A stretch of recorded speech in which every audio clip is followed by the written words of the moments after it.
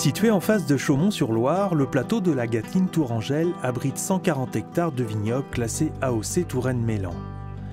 Autrefois planté sur le coteau de la Loire, ce paysage viticole était visible. Aujourd'hui, une étude cherche à promouvoir à nouveau ce territoire. Elle est menée par le Conseil d'architecture, d'urbanisme et de l'environnement du Loir-et-Cher.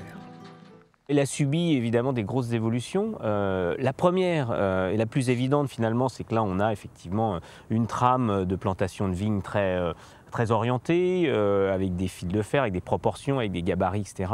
Ce qui n'était absolument pas le cas avant le 19e, puisqu'on avait des vignes qui étaient beaucoup plus ensauvagées en fait. Donc un paysage qui est finalement assez récent.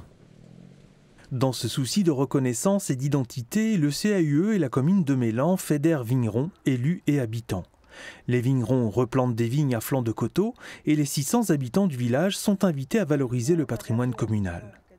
Nina, architecte paysager, mène ce projet.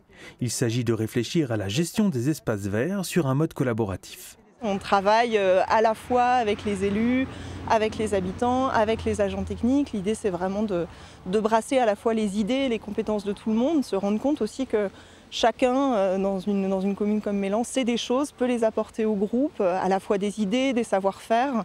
L'idée, c'est vraiment pas que nous, on soit là en tant que sachants, mais plutôt comme accompagnants. Premier projet, la création d'un jardin à l'entrée du village. Nina anime une série d'ateliers pour tout d'abord confronter les idées. Il y a des premières idées, une sorte de brainstorming. J'ai plein d'idées sur ce qui pourrait se faire ici.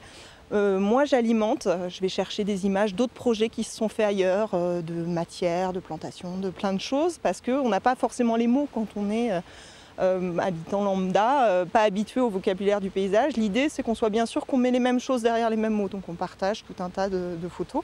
Les gens aussi, du coup, se sont pris à ce jeu-là de la collecte d'images. Donc, on ramenait des magazines, on cherchait des choses sur Internet. Et à partir de ça, on a commencé à dessiner le projet. Au final, le jardin s'est enrichi d'une cabane en saule vivant, de barrières, le tout fait de matériaux locaux, châtaigniers, saules, piquets de vigne. Bref, un projet 100% local, conçu et réalisé collectivement.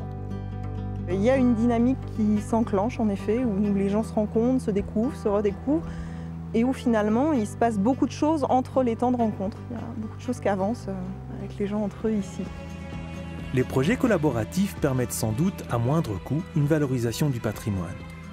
Mais l'essentiel est sans doute que ces projets permettent aux habitants de revisiter leur territoire, de revisiter leur histoire et en agissant, de se réapproprier un paysage commun.